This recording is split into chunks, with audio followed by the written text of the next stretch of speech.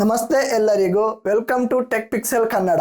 ನಾವು ಈ ವಿಡಿಯೋದಲ್ಲಿ ನೀವೇನಾದರೂ ಯೂಟ್ಯೂಬ್ ಚಾನಲ್ ಓಪನ್ ಮಾಡಬೇಕು ಅಂತ ಇದ್ದೀರಾ ಅಥವಾ ಯೂಟ್ಯೂಬ್ಗೋಸ್ಕರ ಕಂಟೆಂಟ್ ಕ್ರಿಯೇಟ್ ಮಾಡಬೇಕು ಅಂತ ಇದ್ದೀರಾ, ಯೂಟ್ಯೂಬ್ ಅನ್ನು ಯೂಸ್ ಮಾಡಿಕೊಂಡು ವಿಡಿಯೋ ಮಾರ್ಕೆಟಿಂಗ್ ಮಾಡಬೇಕು ಅಂತ ಇದ್ದೀರಾ ಅಥವಾ ನಿಮ್ಮ ಕ್ಲೈಂಟ್ ಮತ್ತು ನಿಮ್ಮ ಸ್ವಂತ ಬಿಸ್ನೆಸ್ಗೋಸ್ಕರ ಇದಕ್ಕಾಗಿ ನೀವು ಯೂಟ್ಯೂಬ್ ಅನ್ನು ಸ್ಟಾರ್ಟ್ ಮಾಡಬೇಕಂದರೆ ಇದಕ್ಕಾಗಿ ನಿಮ್ಮ ಚೆಕ್ ಲಿಸ್ಟ್ ಯಾವ ರೀತಿಯಾಗಿ ಇರಬೇಕು, ಯಾವ ವಸ್ತುಗಳು ನಮಗೆ ಮೊದಲು ಬೇಕಾಗುತ್ತೆ ಅಥವಾ ಕನ್ಸಿಡರ್ ಮಾಡಬೇಕು, ಎಷ್ಟು ವಿಷಯಗಳು ಒಟ್ಟು ಮಾಡಿದ ನಂತರ ನೀವು ನಿಮ್ಮ ಯೂಟ್ಯೂಬ್ ಚಾನಲ್ ಅನ್ನು ಸ್ಟಾರ್ಟ್ ಮಾಡಬಹುದಾ ಮತ್ತು ಚೆನ್ನಾಗಿ ಗ್ರೋ ಮಾಡಬಹುದಾ, ಈ ವಿಡಿಯೋದಲ್ಲಿ ನಾವು ಚೆಕ್ ಲಿಸ್ಟ್ ಅನ್ನು ನೋಡೋಣ. ಯಾವುದನ್ನು ಮೊದಲು ಕನ್ಸಿಡರ್ ಮಾಡಬೇಕು? ನೀವು ನಿಮ್ಮ ಚಾನಲ್ ಸ್ಟಾರ್ಟ್ ಮಾಡುವ ಮೊದಲು ನೀವೇನಾದರೂ ಚಾನಲ್ನ ಸಬ್ಸ್ಕ್ರೈಬ್ ಮಾಡಿಲ್ಲ ಅಂದ್ರೆ ಸಬ್ಸ್ಕ್ರೈಬ್ ಮಾಡಿ, ಹಾಗೆ ಬೆಲ್ ಐಕನ್ ಅನ್ನು ಕ್ಲಿಕ್ ಮಾಡಿ. ಚೆಕ್ ಲಿಸ್ಟ್ ನ ಮೊಟ್ಟ ಮೊದಲು ಫಸ್ಟ್ ಪಾಯಿಂಟ್, ಸೆಲೆಕ್ಟ್ ಯುವರ್ ನಿಶೆ. ನಿಮ್ಮ ನಿಶೆ ಅನ್ನು ಮೊದಲು ಸೆಲೆಕ್ಟ್ ಮಾಡಬೇಕು. ನಿಶೆ ಅಂದ್ರೆ ಏನು? ನಿಶೆ ಏನಂದ್ರೆ ಯಾವ ಸಬ್ಜೆಕ್ಟ್ ನಲ್ಲಿ ನಿಮ್ಮ ವಿಡಿಯೋ ಮಾಡಬೇಕು ಅಂತ ಇದ್ದೀರಾ, ಫುಡ್ ವ್ಲಾಗಿಂಗ್ ಮಾಡಬೇಕು ಅಂತ ಇದ್ದೀರಾ, ಟ್ರಾವೆಲಿಂಗ್ ವ್ಲಾಗ್ ಮಾಡಬೇಕು ಅಂತ ಇದ್ದೀರಾ, ಅಥವಾ ಯಾವುದಾದರೂ ಟೆಕ್ನಾಲಜಿ ರಿಲೇಟೆಡ್ ವಿಡಿಯೋ ಮಾಡಬೇಕು ಅಂತ ಇದ್ದೀರಾ, ಅಥವಾ ಯಾವುದಾದರೂ ವಸ್ತುಗಳ ಬಗ್ಗೆ ರಿವ್ಯೂ ಮಾಡಬೇಕು ಅಂತ ಇದ್ದೀರಾ, makeup, skin care, factory related video ಮಾಡಬೇಕು ಅಂತ ಇದ್ದೀರಾ, ಲೈಫ್ ಸ್ಟೈಲ್ ನ ಬಗ್ಗೆ ವಿಡಿಯೋ ಮಾಡಬೇಕಂತ ಇದ್ದೀರಾ, ನಿಮಗೆ ಇಷ್ಟ ಆದ ವಿಷಯದ ಬಗ್ಗೆ ವಿಡಿಯೋ ಮಾಡಬಹುದು. ಮೊಟ್ಟ ಮೊದಲನೇದಾಗಿ ನೀವು ನಿಮ್ಮ ನಿಶೆ ಅನ್ನು ಸೆಲೆಕ್ಟ್ ಮಾಡಿಕೊಳ್ಳಬೇಕು. ಇದರ ಬಗ್ಗೆ ಸಪರೇಟ್ ಆಗಿ ವಿಡಿಯೋ ಮಾಡುತ್ತೇನೆ. ನೀವು ನಿಮ್ಮ ನಿಶೆ ಅನ್ನು ಯಾವ ರೀತಿಯಾಗಿ ಸೆಲೆಕ್ಟ್ ಮಾಡಬಹುದು ಮತ್ತು ಯಾವ ಆಧಾರದ ಮೇಲೆ ಸೆಲೆಕ್ಟ್ ಮಾಡಬೇಕು ಮತ್ತು ಹೇಗೆ ಸೆಲೆಕ್ಟ್ ಮಾಡಬೇಕು ಅಂತ ನೋಡೋಣ. ಇದರಲ್ಲಿ ಮೊಟ್ಟ ಮೊದಲನೇದಾಗಿ ನಿಮಗೆ ಯಾವುದರಲ್ಲಿ ಇಂಟ್ರೆಸ್ಟ್ ಇದೆ ಅಂತ ಇಂಪಾರ್ಟೆಂಟ್ ಆಗುತ್ತೆ. ನಿಮಗೆ ಯಾವುದರ ಬಗ್ಗೆ ತುಂಬಾ ಇಂಟ್ರೆಸ್ಟ್ ಇದೆಯೋ ಆ ಸಬ್ಜೆಕ್ಟ್ ನ ಬಗ್ಗೆ ವಿಡಿಯೋ ಮಾಡಿ. ನೀವು ನಿಮ್ಮ ನಿಶೆ ಸೆಲೆಕ್ಟ್ ಮಾಡುವುದು ಮೊಟ್ಟ ಮೊದಲನೆಯ ಕೆಲಸ ಆಗುತ್ತದೆ. ನೆಕ್ಸ್ಟ್ ನಿಮ್ಮ ಕೆಲಸ ಆಗಿರುತ್ತೆ, ನಿಶೆ ಸೆಲೆಕ್ಟ್ ಮಾಡಿದ ನಂತರ ನೀವು ನಿಮ್ಮ ಯೂಟ್ಯೂಬ್ ಚಾನಲ್ ಅನ್ನು ಕ್ರಿಯೇಟ್ ಮಾಡಬೇಕಾಗುತ್ತೆ. ಚಾನಲ್ ಕ್ರಿಯೇಟ್ ಮಾಡಬೇಕಂದರೆ ಅಕೌಂಟ್ ಕ್ರಿಯೇಟ್ ಮಾಡಬೇಕಾಗುತ್ತೆ. ಇದರ ಬಗ್ಗೆ ಸಪರೇಟ್ ವಿಡಿಯೋ ಅನ್ನು ಮಾಡುತ್ತೇನೆ. ಅದರಲ್ಲಿ ನಾವು ಯಾವ ರೀತಿ ಅಕೌಂಟ್ ಮತ್ತು ಚಾನಲ್ ಅನ್ನು ಕ್ರಿಯೇಟ್ ಮಾಡುವುದು ಅಂತ ಹೇಳಿಕೊಡುತ್ತೇನೆ. ಯೂಟ್ಯೂಬ್ ಅಕೌಂಟ್ ನ ಕ್ರಿಯೇಟ್ ಮಾಡಲಿಕ್ಕೆ ನಿಮ್ಮ ಇಮೇಲ್ ಐ ಡಿ ಬೇಕು ಮತ್ತು ನಿಮ್ಮ ಫೋನ್ ನಂಬರ್ ಬೇಕು. ಇವೆರಡು ಇದ್ರೆ ನೀವು ನಿಮ್ಮ ಅಕೌಂಟ್ ಅನ್ನು ಕ್ರಿಯೇಟ್ ಮಾಡಬಹುದು ಮತ್ತು ಚಾನಲ್ ಅನ್ನು ಕ್ರಿಯೇಟ್ ಮಾಡಬಹುದು, ವೆರಿಫೈ ಕೂಡ ಮಾಡಬಹುದು. ನಿಮ್ಮ ಫೋನ್ ನಂಬರ್ ತುಂಬಾನೇ ಇಂಪಾರ್ಟೆಂಟ್ ಆಗಿ ಇರುತ್ತೆ. ಇದಾದ ನಂತರ ನಿಮಗೆ ತಿಳಿದಿರುವ ಹಾಗೆ ಇಂಟರ್ನೆಟ್ ಕನೆಕ್ಷನ್ ಬೇಕಾಗಿರುತ್ತೆ. ಯೂಟ್ಯೂಬ್ ನಲ್ಲಿ ವಿಡಿಯೋ ಅಪ್ಲೋಡ್ ಮಾಡಲಿಕ್ಕೆ ಅಥವಾ ಏನಾದರೂ ಸರ್ಚ್ ಮಾಡಬೇಕಂದರೆ ಹೈ ಸ್ಪೀಡ್ ಇಂಟರ್ನೆಟ್ ಬೇಕಾಗಿರುತ್ತೆ. ನೀವೇನಾದರೂ ಡೈಲಿ ವಿಡಿಯೋ ಅಪ್ಲೋಡ್ ಮಾಡುತ್ತೀರಂದ್ರೆ, ನೀವು ನಿಮ್ಮ ಕಂಟೆಂಟ್ ಅನ್ನು ಡೈಲಿ ಅಪ್ಲೋಡ್ ಮಾಡುತ್ತೀರಂದ್ರೆ ಅಥವಾ ಫ್ರೀಕ್ವೆಂಟ್ಲಿ ವಿಡಿಯೋ ಅಪ್ಲೋಡ್ ಮಾಡುತ್ತೀರಂದ್ರೆ ಹೈ ಸ್ಪೀಡ್ ಇಂಟರ್ನೆಟ್ ಬೇಕಾಗಿರುತ್ತೆ. ನೆಕ್ಸ್ಟ್ ಒಳ್ಳೆಯ ಕಂಪ್ಯೂಟರ್ ಬೇಕಾಗಿರುತ್ತೆ ಅಥವಾ ಲ್ಯಾಪ್ಟಾಪ್, ಒಳ್ಳೆಯ ಮೊಬೈಲ್ ಫೋನ್ ಬೇಕಾಗಿರುತ್ತೆ. ಮೊಬೈಲ್ ನಿಂದ ಯೂಟ್ಯೂಬ್ ಅನ್ನು ಮ್ಯಾನೇಜ್ ಮಾಡಬಹುದು. ಒಳ್ಳೆಯ ಸ್ಪೆಸಿಫಿಕೇಶನ್ ಇರುವ ಫೋನ್ ಬೇಕಾಗುತ್ತೆ. ಯಾವುದಾದರೂ ನಿಮ್ಮ ಬಜೆಟ್ ನಲ್ಲಿ ಸಿಗುತ್ತದೆ ಅದು. ನಾನು ಕೂಡ ನೋಡಿದ್ದೇನೆ, ತುಂಬಾ ಕಮ್ಮಿ ಬಜೆಟ್ ನಲ್ಲಿ ಯೂಟ್ಯೂಬ್ ಚಾನಲ್ ಮ್ಯಾನೇಜ್ ಮಾಡುವವರನ್ನು ಕೂಡ ನೋಡಿದ್ದೇನೆ. ಇದಾದ ನಂತರ ಬೇಸಿಕ್ ಥಿಂಗ್ಸ್ ಬೇಕಾಗಿರುತ್ತೆ. ಒಳ್ಳೆಯ ಮೈಕ್ ಆಗಿರಬಹುದು, ಲೈಟ್ ಬೇಕಾಗಿರುತ್ತೆ, ಒಳ್ಳೆಯ ಬ್ಯಾಕ್ ಗ್ರೌಂಡ್ ಬೇಕಾಗಿರುತ್ತೆ. ನೆಕ್ಸ್ಟ್ ಚಾನಲ್ ಕ್ರಿಯೇಟ್ ಮಾಡಿದ ನಂತರ ಬ್ರ್ಯಾಂಡಿಂಗ್ ಮಾಡಬೇಕಾಗಿರುತ್ತೆ.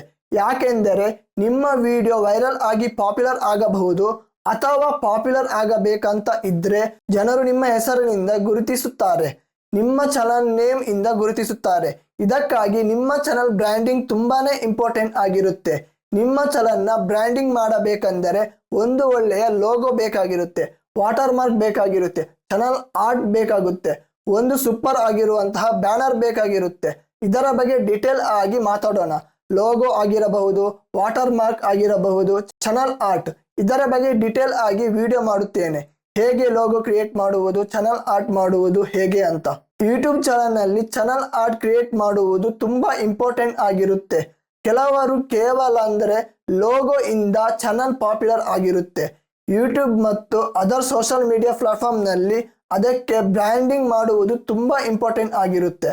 ಬ್ರ್ಯಾಂಡಿಂಗ್ ಮಾಡುವುದರಿಂದ ಅಪಿಯರೆನ್ಸ್ ಕ್ರಿಯೇಟ್ ಆಗುತ್ತೆ ಮತ್ತು ಅವೇರ್ನೆಸ್ ಕ್ರಿಯೇಟ್ ಆಗುತ್ತೆ ನಿಮ್ಮ ಚಾನಲ್ ನ ಬಗ್ಗೆ. ಇದಕ್ಕೆ logo, water mark, channel art ಅನ್ನು ನಾವು ಕ್ರಿಯೇಟ್ ಮಾಡುವುದರಿಂದ ನಮ್ಮ ಚಾನಲ್ ನ ಬ್ರ್ಯಾಂಡಿಂಗ್ ಕ್ರಿಯೇಟ್ ಆಗುತ್ತೆ. ಅಥವಾ ನೀವು ಬಿಸ್ನೆಸ್ಗೋಸ್ಕರ ಚಾನಲ್ ಯೂಸ್ ಮಾಡಬೇಕಂತ ಇದ್ದೀರಾ, ನಿಮ್ಮ ಸ್ವಂತ ಚಾನಲ್ ಅನ್ನು ಪ್ರಮೋಟ್ ಮಾಡಬೇಕು ಅಂತ ಇದ್ದೀರಾ, ನಿಮ್ಮ ಚಾನಲ್ ಅನ್ನು ತುಂಬಾ ಟೈಮ್ನವರೆಗೆ ನಿಮ್ಮ ವ್ಯೂವರ್ಸ್ಗೆ ತಲೆಯಲ್ಲಿ ಉಳಿಯಬೇಕಂದರೆ, ನಿಮ್ಮ ಚಾನಲ್ ಪಾಪ್ಯುಲರ್ ಆಗಬೇಕಂದರೆ ಇದಕ್ಕೆ ನಿಮ್ಮ ಚಾನಲ್ ಅನ್ನು ಬ್ರ್ಯಾಂಡಿಂಗ್ ಮಾಡುವುದು ತುಂಬಾ ಇಂಪಾರ್ಟೆಂಟ್ ಆಗಿರುತ್ತೆ. ವಾಟರ್ ಮಾರ್ಕ್ ಆಗಿರಬಹುದು, ಚಾನಲ್ ಆರ್ಟ್ ಕ್ರಿಯೇಟ್ ಮಾಡುವುದು ತುಂಬಾ ಇಂಪಾರ್ಟೆಂಟ್ ಆಗಿರುತ್ತೆ ಅಂತಾನೆ ಹೇಳಬಹುದು. ಅಕೌಂಟ್ ಆಪ್ಟಿಮೈಸೇಷನ್ ನೆಕ್ಸ್ಟ್ ವರ್ಕ್ ಏನೆಂದರೆ ಅಕೌಂಟ್ ಆಪ್ಟಿಮೈಸೇಷನ್. ಇದು ತುಂಬಾ ಇಂಪಾರ್ಟೆಂಟ್ ಆಗಿರುವ ಫ್ಯೂಚರ್ ಇದಾಗಿದೆ. ಇದರ ಜೊತೆಗೆ ಈ ಟಾಪಿಕ್ ನಲ್ಲಿ ತುಂಬಾನೇ ವಿಷಯದ ಬಗ್ಗೆ ಮಾತನಾಡಬೇಕಾಗಿದೆ. ಇದರಲ್ಲಿ ಯಾವ ರೀತಿ ಡಿಸ್ಕ್ರಿಪ್ಷನ್ ಆಡ್ ಮಾಡುವುದು, ಡಿಸ್ಕ್ರಿಪ್ಷನ್ ಹೇಗೆ ಬರೆಯಬೇಕು ಮತ್ತು ಬೇರೆ ಲಿಂಕ್ ಮತ್ತು ಬೇರೆಯವರ ಚಾನಲ್ ಅನ್ನು ಅಟ್ಯಾಚ್ ಮಾಡುವುದು ಹೇಗೆ, ತುಂಬಾ ವಿಷಯ ಇದೆ. ಚಾನಲ್ ನ ಟ್ಯಾಗ್ ಹೇಗೆ ಆಡ್ ಮಾಡುವುದು, ಇದರ ಬಗ್ಗೆ ನಾವು ಅಕೌಂಟ್ ಆಪ್ಟಿಮೈಸೇಷನ್ ಟಾಪಿಕ್ ನಲ್ಲಿ ಮಾತಾಡೋಣ. ಇದರ ಬಗ್ಗೆ ತುಂಬಾನೇ ವಿಡಿಯೋ ಬರಲಿದೆ. ಅಕೌಂಟ್ ಆಪ್ಟಿಮೈಸೇಷನ್ ಮಾಡುವುದರಿಂದ ಯೂಟ್ಯೂಬ್ ಸೆಕೆಂಡ್ ಸರ್ಚ್ ಇಂಜಿನ್ ಆಗಿರುವುದರಿಂದ ಯೂಟ್ಯೂಬ್ ಸರ್ಚ್ ಇಂಜಿನ್ ಆಪ್ಟಿಮೈಸೇಷನ್ ಮಾಡುವುದು ತುಂಬಾನೇ ಇಂಪಾರ್ಟೆಂಟ್ ಆಗಿದೆ ಅಂತಾನೆ ಹೇಳಬಹುದು. ನಾವು ನಮ್ಮ ಅಕೌಂಟ್ ಆಪ್ಟಿಮೈಸೇಷನ್ ಮಾಡುವುದಕ್ಕಿಂತ ಯೂಟ್ಯೂಬ್ ಸರ್ಚ್ ಇಂಜಿನ್ ಆಪ್ಟಿಮೈಸೇಷನ್ ಮಾಡುವುದು ತುಂಬಾನೇ ಮುಖ್ಯ ಅಂತ ಹೇಳಬಹುದು. ಈ ಫ್ಯೂಚರ್ ಬಗ್ಗೆ ನಾವು ನೆಕ್ಸ್ಟ್ ವಿಡಿಯೋದಲ್ಲಿ ಡಿಟೇಲ್ ಆಗಿ ಎಕ್ಸ್ಪ್ಲೇನ್ ಮಾಡುತ್ತೇನೆ. ಅಕೌಂಟ್ ಆಪ್ಟಿಮೈಸೇಷನ್ ಆದ ಮೇಲೆ ನೆಕ್ಸ್ಟ್ ಪಾಯಿಂಟ್ ಟಾಪಿಕ್ ರಿಸರ್ಚ್. ಯಾವುದಾದರೂ ಪರ್ಟಿಕ್ಯುಲರ್ ಟಾಪಿಕ್ ಮೇಲೆ ಡಿಟೇಲ್ ಆಗಿ ರಿಸರ್ಚ್ ಮಾಡಬೇಕಾಗುತ್ತೆ ಮತ್ತು ಯಾವ ಟಾಪಿಕ್ ಬಗ್ಗೆ ವಿಡಿಯೋ ಮಾಡಬೇಕು ಮೊದಲು, ನೆಕ್ಸ್ಟ್ ಯಾವ ಟಾಪಿಕ್ ಬಗ್ಗೆ ವಿಡಿಯೋ ಮಾಡಬೇಕು, ಇದರಲ್ಲಿ ಯಾವ ಕಂಟೆಂಟ್ ಡೆಲಿವರಿ ಮಾಡಬೇಕು, ಇದನ್ನೆಲ್ಲ ಈ ಟಾಪಿಕ್ ರಿಸರ್ಚ್ ನಲ್ಲಿ ತಿಳಿದುಕೊಳ್ಳೋಣ. ಎಕ್ಸಾಂಪಲ್ ಆಗಿ ಹೇಳಬೇಕಂದರೆ ಇಂಡಿಯಾ ಪಾಕ್ ರಿಲೇಶನ್ಶಿಪ್ ಬಗ್ಗೆ ವಿಡಿಯೋ ಮಾಡಬೇಕಂದರೆ ನೀವು ಇದರ ಬಗ್ಗೆ ರಿಸರ್ಚ್ ಮಾಡಬೇಕಾಗುತ್ತೆ. ಈ ಟಾಪಿಕ್ ನಲ್ಲಿ ಎಷ್ಟು ಕಾಂಪಿಟೇಷನ್ ಇದೆ ಅಂತ, ಈ ಟಾಪಿಕ್ ರಿಲೇಟೆಡ್ ಎಷ್ಟು ವಿಡಿಯೋ ಇದೆ, ಈ ಟಾಪಿಕ್ ನಲ್ಲಿ ಪಾಪ್ಯುಲರ್ ಟಾಪಿಕ್ ಯಾವುದು ಇದೆ ಅಂತ ತಿಳಿದುಕೊಳ್ಳಬೇಕಾಗುತ್ತೆ. ಟಾಪಿಕ್ ಬಗ್ಗೆ ವಿಡಿಯೋ ರಿಸರ್ಚ್ ಮಾಡಬೇಕಾಗುತ್ತೆ, ಡಾಕ್ಯುಮೆಂಟ್ ಕಲೆಕ್ಟ್ ಮಾಡಬೇಕಾಗುತ್ತೆ, ನ್ಯೂಸ್ ಪೇಪರ್ ಬುಕ್ ಸ್ಟಡಿ ಮಾಡಬೇಕಾಗುತ್ತೆ, ಇಂಡಿಯಾ ಪಾಕಿಸ್ತಾನ ವಾರ್ನ ಬಗ್ಗೆ ಬೇರೆ ಚಾನಲ್ನ ವಿಡಿಯೋ ನೋಡಬೇಕಾಗುತ್ತೆ. ಎಲ್ಲ ವಿಷಯ ಕಲೆಕ್ಟ್ ಮಾಡಿ ಕಂಬೈನ್ಡ್ ಮಾಡಿ ಅಮೇಜಿಂಗ್ ಆಗಿರುವಂತಹ ಕ್ರಿಯೇಟಿವಿಟಿ ಮಾಡಬೇಕಾಗುತ್ತೆ. ಆದುದರಿಂದ ಟಾಪಿಕ್ ರಿಸರ್ಚ್ ಮಾಡುವುದು ತುಂಬಾನೇ ಇಂಪಾರ್ಟೆಂಟ್ ಆಗಿರುತ್ತೆ. Next point equipment. ಯೂಟ್ಯೂಬ್ ನಲ್ಲಿ ವಿಡಿಯೋ ಮಾಡಬೇಕಂದರೆ ಇಕ್ವಿಪ್ಮೆಂಟ್ ಅನ್ನು ಕಲೆಕ್ಟ್ ಮಾಡಬೇಕಾಗುತ್ತೆ. ನೀವು ಯಾವ ರೀತಿ ಕಂಟೆಂಟ್ ಕ್ರಿಯೇಟ್ ಮಾಡಲಿಕ್ಕೆ ವಸ್ತುಗಳು ಬೇಕಾಗುತ್ತೆ, ನೀವೇನಾದರೂ ಫೇಸ್ ರಿವ್ಯೂ ಮಾಡಿ ವಿಡಿಯೋ ಮಾಡಲಿಕ್ಕೆ ಒಳ್ಳೆಯ ಕ್ಯಾಮರಾ ಇಂಪಾರ್ಟೆಂಟ್ ಆಗುತ್ತೆ. ಯಾವ ಕ್ಯಾಮರಾ ತೆಗೆದುಕೊಳ್ಳಬೇಕು ಅಥವಾ ಮೊಬೈಲ್ ಫೋನ್ ಕ್ಯಾಮರಾದಲ್ಲಿ ಸ್ಟಾರ್ಟ್ ಮಾಡಬೇಕು ಅಂತ ಇದ್ದೀರಾ, ಕ್ಯಾಮರಾ ತೆಗೆದುಕೊಳ್ಳಬೇಕಂದರೆ ಯಾವ ಕ್ಯಾಮರಾ ತೆಗೆದುಕೊಳ್ಳಬೇಕು, ಅಥವಾ ಮೊಬೈಲ್ ಫೋನ್ ಕ್ಯಾಮರಾದಲ್ಲಿ ಸ್ಟಾರ್ಟ್ ಮಾಡಬೇಕು ಅಂತ ಇದ್ದೀರಾ, ಕ್ಯಾಮರಾ ತೆಗೆದುಕೊಳ್ಳಬೇಕಂದರೆ ಯಾವ ಕ್ಯಾಮರಾ ತೆಗೆದುಕೊಳ್ಳಬೇಕು, ವಿಡಿಯೋ ಎಡಿಟಿಂಗ್ ಮಾಡಬೇಕಂದರೆ ಯಾವ ಸಾಫ್ಟ್ವೇರ್ ಬೇಕು, ಆ ಸಾಫ್ಟ್ವೇರ್ನ ಸಬ್ಸ್ಕ್ರಿಪ್ಷನ್ ತೆಗೆದುಕೊಳ್ಳಬೇಕು ಅಥವಾ ಫ್ರೀಯಲ್ಲಿ ಮಾಡಬೇಕು, ಯಾವ ಕಂಪ್ಯೂಟರಲ್ಲಿ ಕೆಲಸ ಮಾಡಬೇಕು, ಇಕ್ವಿಪ್ಮೆಂಟ್ ಯಾವುದು ಬೇಕು, ಲೈಟ್ ಬೇಕಾ, ಸ್ಟುಡಿಯೋ ಕ್ರಿಯೇಟ್ ಮಾಡಬೇಕಾ, ಮೈಕ್ ಯಾವುದು ಬೇಕು, ಬಿಸಿನೆಸ್ ಸ್ಟಾರ್ಟ್ ಮಾಡಬೇಕು ಅಂತ ಇದ್ದೀರಾ ಅಥವಾ ಚಲನ್ ಸ್ಟಾರ್ಟ್ ಮಾಡಬೇಕು ಅಂತ ಇದ್ದೀರಾ, ಯಾವ ಇಕ್ವಿಪ್ಮೆಂಟ್ ಬೇಕು, ಮೈಕ್ ತೆಗೆದುಕೊಳ್ಳಬೇಕಂದರೆ ಯಾವ ಕಂಪನಿಯ ಮೈಕ್ ತೆಗೆದುಕೊಳ್ಳಬೇಕು, ಇದರ ಬಗ್ಗೆ ನೆಕ್ಸ್ಟ್ ವಿಡಿಯೋದಲ್ಲಿ ಡಿಟೇಲ್ ಆಗಿ ಎಕ್ಸ್ಪ್ಲೇನ್ ಮಾಡುತ್ತೇನೆ. ಇಕ್ವಿಪ್ಮೆಂಟ್ ಕಲೆಕ್ಟ್ ಮಾಡಿದ ನಂತರ ಕಂಟೆಂಟ್ ಕ್ರಿಯೇಟ್ ಮಾಡಬೇಕು. ಕಂಟೆಂಟ್ ಕ್ರಿಯೇಷನ್ ಬಗ್ಗೆ ಗಮನ ಕೊಡಬೇಕಾಗುತ್ತೆ. ನೀವು ಯಾವ ಟಾಪಿಕ್ ರಿಸರ್ಚ್ ಮಾಡುತ್ತಿದ್ದೀರಾ ಅದರ ಬಗ್ಗೆ ವಿಡಿಯೋ ಮಾಡಬೇಕು. ಇಕ್ವಿಪ್ಮೆಂಟ್ ಅನ್ನು ಯೂಸ್ ಮಾಡಿಕೊಂಡು ತುಂಬಾ ಒಳ್ಳೆಯ ಕಂಟೆಂಟ್ ಅನ್ನು ಕ್ರಿಯೇಟ್ ಮಾಡಬೇಕಾಗುತ್ತೆ. ಕಂಟೆಂಟ್ ಅನ್ನು ಕ್ರಿಯೇಟ್ ಮಾಡುತ್ತೀರಾ ಅಂದರೆ ಕ್ಯಾಲೆಂಡರಿಂಗ್ ಬಗ್ಗೆ ಗಮನ ಕೊಡಬೇಕು. ಎಕ್ಸಾಂಪಲ್, ನೀವು ಜನವರಿ ತಿಂಗಳಿನಲ್ಲಿ ಎಷ್ಟು ವಿಡಿಯೋ ಅಪ್ಲೋಡ್ ಮಾಡಬೇಕು ಅಂತ ಇದ್ದೀರಾ ಅಥವಾ 1 ಇಯರ್ಗೆ ಎಷ್ಟು ವಿಡಿಯೋ ಅಪ್ಲೋಡ್ ಮಾಡಬೇಕು, ನಾವು ನಮ್ಮ ಆಡಿಯನ್ಸ್ಗೆ ಪ್ರಾಮಿಸ್ ಮಾಡಿರುತ್ತೇವೆ, ನಾವು ನಿಮಗೋಸ್ಕರ ಡೈಲಿ ವಿಡಿಯೋ ಮಾಡುತ್ತೇವೆ ಅಥವಾ ವೀಕ್ಲಿ ವಿಡಿಯೋ ಮಾಡುತ್ತೇವೆ ಅಂತ ಪ್ರಾಮಿಸ್ ಮಾಡಿರುತ್ತೀರಾ. ಇದನ್ನ ಕಂಪ್ಲೀಟ್ ಮಾಡಬೇಕಾಗುತ್ತೆ. ಯಾವ ಕಂಟೆಂಟ್ ಯಾವಾಗ ಆಡಿಯನ್ಸ್ಗೆ ಡೆಲಿವರಿ ಮಾಡಬೇಕು, ಇದನ್ನ ಮೇಂಟೈನ್ ಮಾಡಲಿಕ್ಕೆ ಕ್ಯಾಲೆಂಡರಿಂಗ್ ಮಾಡುವುದು ತುಂಬಾ ಇಂಪಾರ್ಟೆಂಟ್ ಆಗಿರುತ್ತೆ. ಒಂದು ಪರ್ಸನ್ ನಿಮ್ಮ ವಿಡಿಯೋ ನೋಡುತ್ತಿದ್ದಾರೆ ಅಂದರೆ ಅವರಿಗೆ ಗೊತ್ತಿರಬೇಕು ನೆಕ್ಸ್ಟ್ ವೀಕ್ ಈ ಪರ್ಟಿಕ್ಯುಲರ್ ವಿಡಿಯೋ ಬರುತ್ತೆ ಅಂತ ಅವರಿಗೆ ಗೊತ್ತಿರಬೇಕು. ನೀವೇನಾದರೂ ಆ ಟೈಮಿಗೆ ವಿಡಿಯೋ ಅಪ್ಲೋಡ್ ಮಾಡಿಲ್ಲ ಅಂದರೆ ಆ ಪರ್ಟಿಕ್ಯುಲರ್ ಪರ್ಸನ್ ನಿಮ್ಮ ಚಾನಲ್ ಇಂದ ದೂರ ಆಗಬಹುದು. ಆದುದರಿಂದ ಕಂಟೆಂಟ್ ಕ್ರಿಯೇಷನ್ ಬಗ್ಗೆ ಗಮನ ಕೊಡಬೇಕಾಗುತ್ತೆ ಮತ್ತು ಕ್ಯಾಲೆಂಡರಿಂಗ್ ಬಗ್ಗೆ ಗಮನ ಕೊಡಬೇಕಾಗುತ್ತೆ. ಮತ್ತು ಕಂಟೆಂಟ್ ಡೆಲಿವರಿ ಮಾಡುತ್ತೀವೋ ಯಾವ ಟೈಮಿಗೆ ವಿಡಿಯೋ ಅಪ್ಲೋಡ್ ಮಾಡಬೇಕು ನಾವು ಪ್ರಾಮಿಸ್ ಮಾಡಿರುವ ರೀತಿ, ಇದಕ್ಕಾಗಿ ಕ್ಯಾಲೆಂಡರಿಂಗ್ ಮೋಸ್ಟ್ ಇಂಪಾರ್ಟೆಂಟ್ ಆಗಿರುತ್ತೆ.